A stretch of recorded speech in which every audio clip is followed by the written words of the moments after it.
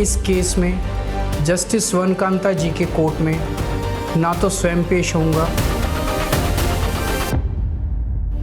कोई अपराधी ये तय नहीं करेगा कि उसका मुकदमा कौन सुनेगा।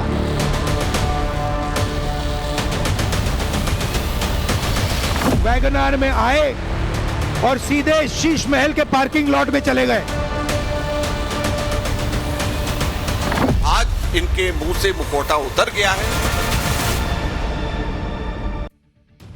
केजरीवाल का वो वीडियो जिस पर भयंकर हंगामा मच गया, बीजेपी कांग्रेस मिलकर नहीं छोड़ेंगे क्या? राघव चड्ढा और 6 सांसदों की बगावत के बीच केजरीवाल ने जज पर सवाल उठाकर क्या ब्लंडर कर दिया, अब इसका चैप्टर। अरविंद केजरीवाल को इस वक्त झटके पर झटके लग रहे हैं। पहले दिल्ली हाईकोर्ट की जज ने केजरीवाल के केस से हटने से मना कर दिया, फिर अचानक राज्यसभा में केजरीवाल की पार्टी टूट गई, 7 सांसद बीजेपी में चले गए, जिससे दिल्ली से लेकर पंजाब तक केजरीवाल की सियासत हिल गई। लेकिन इन झटकों के बीच केजरीवाल ने एक नया दांव खेल दिया जिस पर सब हैरान रह गए, क्योंकि सवाल उठ रहा है कि केजरीवाल का यह नया दांव है या ब्लंडर है। क्योंकि दिल्ली हाईकोर्ट की जिस जज जस्टिस स्वर्णकांत शर्मा ने केस से हटने की केजरीवाल की मांग खारिज कर दी थी, उनके खिलाफ केजरीवाल ने नया मोर्चा खोल दिया। आज सब लोग चर्चा कर रहे थे कि केजरीवाल क्या करेंगे, क्या पंजाब में विधायक टूटेंगे और राघव चड्ढा क्या खुलासा कर देंगे, वगैरह वगैरह वगैरह। अरविंद केजरीवाल अलग जोन में है बॉस। उन्होंने जज के खिलाफ मोर्चा खोल दिया और कहा कि वो जस्टिस स्वर्णकांता शर्मा की कोर्ट में नहीं पेश होंगे, ना ही उनकी तरफ से कोई वकील कोर्ट में जाएगा। जस्टिस स्वर्णकांता से इंसाफ की उम्मीद नहीं है। केजरीवाल ने जस्टिस स्वर्णकांता शर्मा की कोर्ट में पेश नहीं होने को लेकर एक वीडियो भी शेयर कर दिया, लेकिन इसी पे भयंकर हंगामा मच गया। कैसे केजरीवाल बीजेपी और कांग्रेस दोनों के निशाने पर आ गए हैं, जज पर सवाल उठाकर केजरीवाल ने क्या ब्लंडर कर दिया है, यह आज आपको विस्तार से दिखाऊंगा। लेकिन पहले एक झलक देखिए।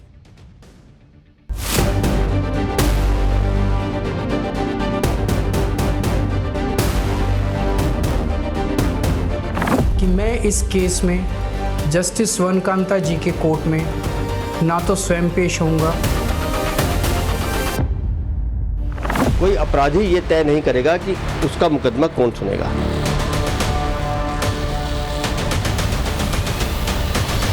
वैगनार में आए और सीधे शीश महल के पार्किंग लॉट में चले गए।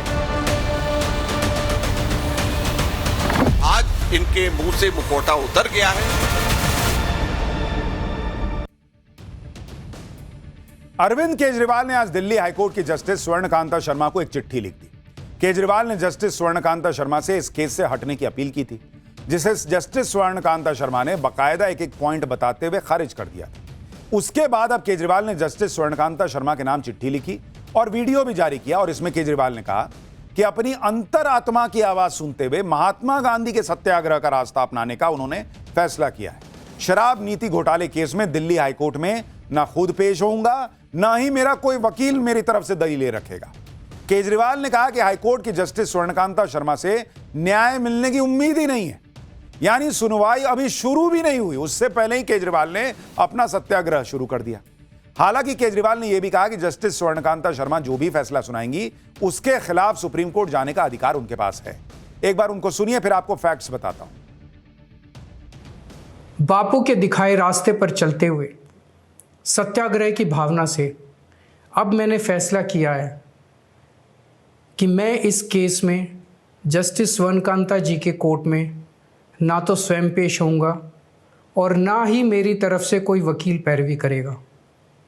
जस्टिस स्वर्णकांता जी जो भी फैसला सुनाएंगे उस पर समय आने पर मेरे जो भी कानूनी अधिकार हैं, जैसे सुप्रीम कोर्ट में चुनौती देना आदि, वो सभी कदम लेने के लिए मैं स्वतंत्र हूं। अरविंद केजरीवाल कह रहे हैं कि वो बापू के रास्ते पे चलते हुए सत्याग्रह का रास्ता अपनाएंगे और इस केस में पेश ही नहीं होंगे। लोग कह रहे हैं कि बापू के रास्ते पे तो चल रहे हैं, पीछे फोटो अंबेडकर जी और भगत सिंह की लगाई, बापू की एक फोटो भी नहीं लगाई। आज जरूरत पड़ी नैरेटिव बनाने के लिए तो वो बापू का नाम ले आए, सोशल मीडिया पे लोग लिख रहे हैं। केजरीवाल ने जस्टिस स्वर्णकांता की कोर्ट में नहीं जाने का फैसला किया। केजरीवाल ने अपने इस फैसले के पीछे क्या कारण गिनाए हैं वो आगे बताऊंगा, लेकिन पहले बताता हूं कि बीजेपी ने कैसे केजरीवाल के खिलाफ मोर्चा खोल दिया। सुनिए बीजेपी के नेता केजरीवाल के इस चिट्ठी को कैसे नौटंकी बता रहे हैं।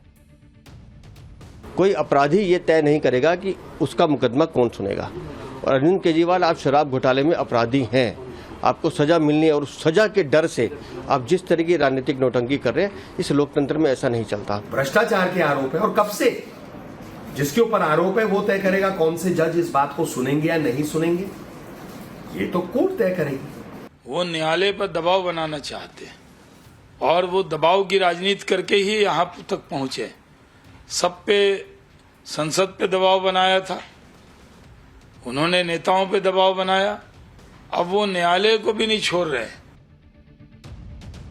यानी बीजेपी ने केजरीवाल के इस दाव को नाटक बता दिया। उधर केजरीवाल कह रहे हैं कि उनके पास यह फैसला लेने के सॉलिड रीजन है। केजरीवाल कह रहे हैं कि जस्टिस स्वर्णकांता शर्मा संघ की विचारधारा वाले कार्यक्रम में जाती हैं और उनके बच्चे केंद्र सरकार के वकीलों के पैनल में, जिनको एसजी तुषार मेहता केस देते हैं।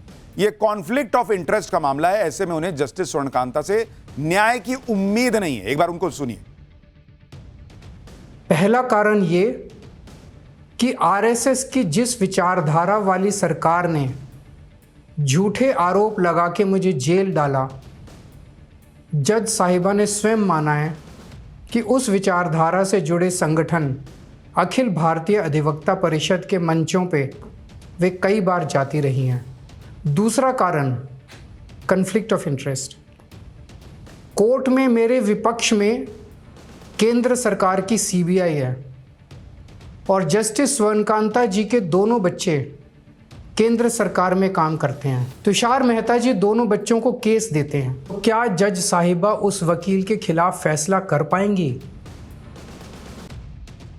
अरविंद केजरीवाल के मुताबिक जस्टिस स्वर्णकांता शर्मा आरएसएस से जुड़े अखिल भारतीय अधिवक्ता परिषद के कार्यक्रमों में जाती हैं, इसलिए जस्टिस स्वर्णकांता शर्मा से उनको इंसाफ नहीं मिलेगा। दूसरी तरफ केजरीवाल को जस्टिस स्वर्णकांता शर्मा के बच्चों के केंद्र सरकार के पैनल में होने से भी आपत्ति है। केजरीवाल के लॉजिक के हिसाब से अगर कोई जज किसी संस्था से जुड़े कार्यक्रमों में जाता है तो वो उसकी विचारधारा से प्रभावित हो जाता है। इस हिसाब से तो केजरीवाल कल को chief justice of India justice Suryakant पर भी सवाल खड़े कर देंगे। कह देंगे कि सीजीआई पर भी भरोसा नहीं है, सुप्रीम कोर्ट पे भी भरोसा नहीं है, क्योंकि जस्टिस सूर्यकांत भी अखिल भारतीय अधिवक्ता परिषद के मंच पर जा चुके हैं। ये देखिए, चीफ गेस्ट बनकर।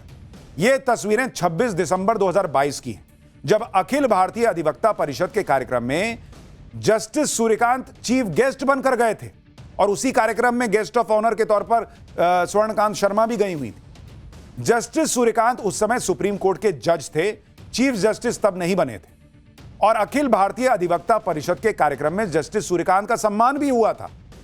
तो जो लॉजिक केजरीवाल आज जस्टिस स्वर्णकांत शर्मा के लिए इस्तेमाल कर रहे हैं कि वो आरएसएस से जुड़े अखिल भारतीय अधिवक्ता परिषद के कार्यक्रम में गई तो संघ की विचारधारा से प्रभावित हो गई होंगी, न्याय नहीं दे पाएंगी, तो कल को केजरीवाल कह सकते हैं कि जस्टिस सूर्यकांत से भी उनको इंसाफ की उम्मीद नहीं है, क्योंकि वो भी उसी परिषद के कार्यक्रम में गए थे, अखिल भारतीय अधिवक्ता परिषद के कार्यक्रम में। कल को वो सुप्रीम कोर्ट पे भी सवाल खड़े कर देंगे। तो आज आपको हाई कोर्ट पे विश्वास नहीं या उनके जज पे भरोसा नहीं, कल को आप चीफ जस्टिस पे भरोसा नहीं करेंगे क्योंकि वो भी उस कार्यक्रम में गए थे, तो क्या इंटरनेशनल कोर्ट ऑफ जस्टिस में जाके केस लड़ा जाएगा क्या? केजरीवाल देखिए बड़ी आसानी से कह दे रहे हैं कि जस्टिस स्वर्णकांता अखिल भारतीय अधिवक्ता परिषद के कार्यक्रम में जाती हैं, इसलिए वो इंसाफ नहीं कर पाएंगे। लेकिन केजरीवाल ये नहीं बता रहे कि अखिल भारतीय अधिवक्ता परिषद के कार्यक्रमों में जाने वाले जजों ने ही कई बार उनको राहत दी है। और मैं आपको दिखाता हूं, जस्टिस सूर्यकांत 2022 में अधिवक्ता परिषद के इवेंट में गए थे। 2024 में यही जस्टिस सूर्यकांत थे जिन्होंने, उनकी बेंच ने केजरीवाल को बेल दी थी। अगर कार्यक्रम में से जाने से कोई आरएसएस की विचारधारा का हो जाता है तो जस्टिस सूर्यकांत ने आपको बेल कैसे दे दी बॉस? आपके लॉजिक के हिसाब से सवाल पूछ रहा हूं। इसी तरह पूर्व chief justice of India BR Gavai April 2023 में अधिवक्ता परिषद के इवेंट में गए और जस्टिस बीआर गवाई ने ही अगस्त 2024 में मनीष सिसोदिया को ईडी सीबीआई केस में बेल दी थी। तो उन्होंने कैसे बेल दे दी? जो कार्यक्रम में जाता है आपके हिसाब से वो संघीय हो जाता है, तो वो बेल दे रहे हैं तो ठीक है, और जब बेल नहीं मिलेगी तो वो जज आपको खराब लगेगा। इससे तो साफ पता चल रहा है कि कार्यक्रम में जाना और विचारधारा का कोई लेन देन नहीं है, कोई मेल नहीं है। इसी तरह जस्टिस प्रसन्ना बी वराले मई 2024 में अधिवक्ता परिषद के कार्यक्रम में गए थे। जस्टिस प्रसन्ना बी वराले ने ही अप्रैल 2024 में संजय सिंह को जमानत दी थी। इसी तरह से कई और जज और बड़े वकील भी अखिल भारतीय अधिवक्ता परिषद के कार्यक्रमों में जा चुके हैं, लेकिन पहले तो किसी ने कोई सवाल नहीं उठाया। जब आपको बेल मिली तब भी आपने सवाल नहीं उठाया। देश के पूर्व चीफ जस्टिस BR गवाई भी ABAP के मंच पर जा चुके हैं। ये तस्वीरें आप जस्टिस प्रसन्ना B वर्ले की देख रहे हैं, जो अखिल भारतीय अधिवक्ता परिषद के कार्यक्रम में गए थे। इसी तरह से पूर्व जस्टिस चेल्लमेश्वर भी अखिल भारतीय अधिवक्ता परिषद के मंच को शेयर कर चुके हैं। जस्टिस चेल्लमेश्वर को तो मोदी सरकार का मुखर विरोधी माना जाता है। 2018 में सुप्रीम कोर्ट के जजों ने जो प्रेस कॉन्फ्रेंस करके गंभीर आरोप लगाए थे, उसमें जस्टिस चेल्लमेश्वर भी शामिल थे, और वो भी उस संस्था के कार्यक्रम में जा चुके हैं जिसको अरविंद केजरीवाल कह रहे हैं कि RSS से जुड़ा हुआ है, तो सबका ब्रेन वॉश करके शायद उसी विचारधारा से जोड़ देता होगा। तो ये लोग कैसे गए? आप सिर्फ स्वर्णकांता शर्मा का एक केस उठाकर दिखा दिए, ये पब्लिक को माहौल बना दिए, अरे अरे ये संघ के जुड़े हुए अधिवक्ता परिषद के कार्यक्रम में गई, इनकी तो विचारधारा वही होगी। और जो बाकी लोग गए, और आप ये भी देखिए कि आज केजरीवाल को जस्टिस स्वर्णकांता शर्मा से दिक्कत है, लेकिन जस्टिस स्वर्णकांता शर्मा की कोर्ट से ही आम आदमी पार्टी के नेताओं को राहत भी मिली है। आप देखिए कि साल 2023 के एक मानहानि मामले में ये जस्टिस स्वर्णकांता शर्मा की कोर्ट ही थी जिन्होंने आप नेता राघव चड्ढा और सत्येंद्र जैन को राहत दी थी। इसी तरह से 2019 के मानहानि मामले में इसी कोर्ट ने केजरीवाल और सिसोदिया को राहत दी थी। जस्टिस स्वर्णकांता शर्मा ने बिना विरोधी पक्ष को सुने आम आदमी पार्टी के नेताओं को तब राहत दी थी। तब आपको नहीं दिख रहा था कि ये जो है वो न्याय कर सकती हैं कि नहीं कर सकती हैं। जज अपने हिसाब से, अपने विवेक से केस को सुनने के बाद फैसले सुनाते हैं। ये नहीं कि एक कार्यक्रम में गए तो उसकी विचारधारा के हो गए, दूसरे कार्यक्रम में गए तो दूसरी विचारधारा के हो गए। ऐसे तो किसी जज पे आदमी भरोसा ही नहीं कर पाएगा फिर तो, और जज कहीं किसी कार्यक्रम में ही नहीं जाएंगे फिर तो। और अभी तो जस्टिस स्वर्णकांता शर्मा ने फैसला सुनाया भी नहीं है, पहले ही माहौल बना दे रहे हैं। जस्टिस स्वर्णकांता शर्मा को केस से हटाने की मांग हाईकोर्ट से खारिज हुई तो केजरीवाल सुप्रीम कोर्ट चले जाते। आगे कह रहे हैं कि जाएंगे, तो फिर अभी ये लेटर क्यों लिख रहे हैं, वीडियो क्यों बना रहे हैं? सुनिए केजरीवाल। आप पूछ सकते हैं कि यदि मैं जस्टिस स्वर्णकांता जी के रिक्यूजल ऑर्डर से असहमत हूं तो उसके खिलाफ सुप्रीम कोर्ट क्यों नहीं जा रहा? उसकी तैयारी कर रहा हूं। ये पूरा मामला बहुत नाजुक और संवेदनशील है। कानून को ध्यान में रखते हुए, जुडिशरी के सम्मान को ध्यान में रखते हुए और लोगों के न्याय व्यवस्था पर भरोसे को ध्यान में रखते हुए एक एक कदम उठाना है। जस्टिस स्वर्णकांता शर्मा को लेकर आम आदमी पार्टी का एक और लॉजिक है, जिसके मुताबिक जस्टिस स्वर्णकांता ने केजरीवाल और आम आदमी पार्टी के खिलाफ 6 फैसले दिए जो सुप्रीम कोर्ट ने पलट दी। एक बार संजय सिंह जो कह रहे हैं उसको सुनिए, फिर इसकी सच्चाई भी बताता हूं। जस्टिस स्वर्णकांता जी वो हैं जिन्होंने एक्साइज पॉलिसी के मामले में 6 बार हमारे खिलाफ फैसला दिया और सुप्रीम कोर्ट ने उस फैसले को बदला। तो जब फैसला आने वाला था सत्येंद्र जैन के मामले में, ईडी पहुंची तो जज साहिबा ने, स्वर्णकांता जी ने नीचे की अदालत का जज बदल दिया। अब जब हम उनसे कह रहे हैं कि भाई 6 बार आप हमारे खिलाफ फैसला दे चुकी हैं, सुप्रीम कोर्ट ने आपके फैसले को बदला है।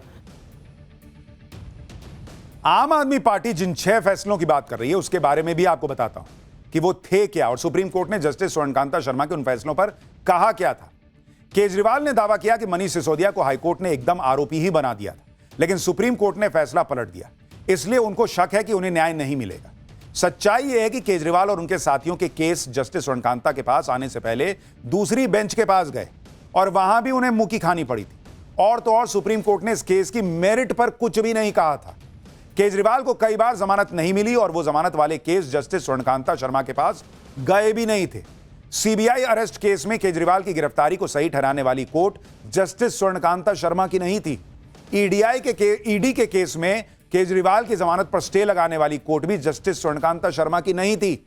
केजरीवाल ने आरोप लगाया था कि संजय सिंह को भी हाईकोर्ट से जमानत नहीं मिली थी, जबकि सच्चाई यह थी कि संजय सिंह को जमानत ईडी के कंसेशन पर दी गई थी। इस बात को सुप्रीम कोर्ट ने खास तौर पर रिकॉर्ड किया था और जमानत पर कोई कमेंट नहीं किया था। कोर्ट ने कहा था कि इस केस की मेरिट पर कोई ऑब्जर्वेशन नहीं कर रहे हैं। इससे पहले सुप्रीम कोर्ट ने ही केस की मेरिट पर मनीष सिसोदिया की याचिका को रद्द कर दिया था। यानी एक तरफा बातें बताई जा रही हैं कि जस्टिस स्वर्णकांता शर्मा के फैसले पलटे गए, जबकि सुप्रीम कोर्ट ने केस के मेरिट पर कुछ भी नहीं कहा था। केजरीवाल आज अपने केस में जज बदलने की मांग कर रहे हैं, जबकि यही केजरीवाल पहले जज बदलने की मांग का विरोध करते थे। सत्येंद्र जैन के केस को लेकर केजरीवाल ने 2022 में एक इंटरव्यू में कहा था, कि कोर्ट ने केंद्रीय जांच एजेंसी से कहा कि सत्येंद्र जैन के खिलाफ कोई सबूत तो दे दो, जिसके बाद केंद्रीय जांच एजेंसियों ने कहा कि इस जज को बदल दिया जाए। केंद्र सरकार के वकील ने कहा कि हमें इस जज पर भरोसा नहीं है, यह ज्यादा सवाल पूछता है। केजरीवाल ने तब सवाल उठाए थे कि अगर जज ज्यादा सवाल पूछेगा तो उसको हटा दीजिएगा क्या, और आज खुद जज को हटाने की बात कर रहे हैं। केजरीवाल के कुछ पुराने बयान भी वायरल हो रहे हैं जिसमें केजरीवाल दूसरों को नसीहत देते दिख रहे हैं कि न्यायपालिका से नहीं लड़ना चाहिए, जुडिशरी पर, जजों पर आरोप नहीं लगाने चाहिए। केजरीवाल की इन्हीं बातों से वो अब कांग्रेस और बीजेपी दोनों के निशाने पर आ गए। कांग्रेस ने कहा है कि केजरीवाल ने खुद को जज मानते हुए शीला दीक्षित और सोनिया गांधी पर भ्रष्टाचार के गंभीर आरोप लगाए थे। अब जब केजरीवाल पर आरोप लग रहे हैं तो वो इसमें भी खुद को जज बनाना चाहते हैं और न्यायपालिका पर भरोसा नहीं दिखाते। वाह, आप तो हर जगह खुद को न्यायाधीश नियुक्त करते रहेंगे। राहुल गांधी ने तो केजरीवाल पर तगड़ा हमला बोल दिया। राहुल गांधी ने कहा कि केजरीवाल नई राजनीति का दावा करते थे, वैगन आर से चलते थे और वैगन आर से सीधा शीश महल के पार्किंग में पहुंच गए। उन्होंने एक नए तरीके की राजनीति की बात की थी, खंबे पर चढ़ गए थे, याद है आपको? मैं राजनीति दूसरे तरीके से करूंगा, खंबे पे चढ़ गए थे, स्वेटर पहना था, वैगन आर में आए और सीधे शीश महल के पार्किंग लॉट में चले गए। करोड़ों रुपए का घर, भ्रष्टाचार, पोल्यूशन, जो शीला जी ने इंफ्रास्ट्रक्चर बनाया था, सड़कें बनाई थी, पुल बनाए थे, फ्लाईओवर बनाए थे, विकास का काम किया था, उस सब को इन्होंने खत्म कर दिया है। राहुल गांधी को आज दिख रहा है कि अरविंद केजरीवाल जो हैं उन्होंने कोई काम नहीं किया, वो शीश महल में चले गए, भ्रष्टाचार किया वगैरह वगैरह। तो दिल्ली में लोकसभा इलेक्शन में जो है वो सीट शेयरिंग क्यों किए थे? और जब केजरीवाल अरेस्ट हुए थे तो उनकी गिरफ्तारी के खिलाफ रामलीला मैदान में प्रदर्शन क्या कर रहे थे कांग्रेस के लोग? इनका जब मन करता है ये केजरीवाल को सही बता देते हैं, जब मन करता है केजरीवाल को खराब बता देते हैं। और जो लोग ये सवाल उठा रहे हैं, केजरीवाल सवाल उठा रहे हैं कि भाई जस्टिस स्वर्णकांत शर्मा के बच्चे जो हैं वो तो केंद्र के साथ जुड़े हुए हैं, वकील हैं, वो कैसे न्याय करेंगे? ये क्या लॉजिक हुआ बॉस? वो इस केस में तो नहीं जुड़े हैं ना।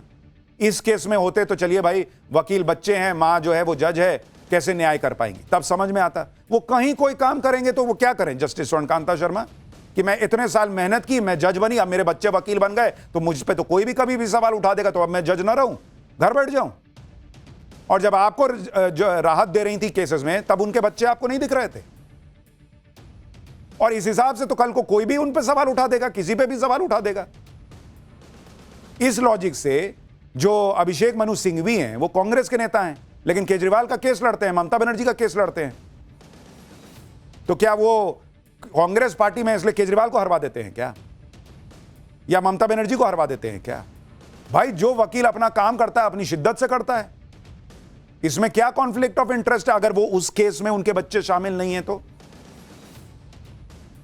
लेकिन केजरीवाल इतने हंगामे के बीच, पार्टी टूट रही है, क्या हो रहा है, अभी जो केस शुरू नहीं हुआ उस पर भी सवाल खड़े कर रहे हैं और इसलिए चौतरफा घिर गए।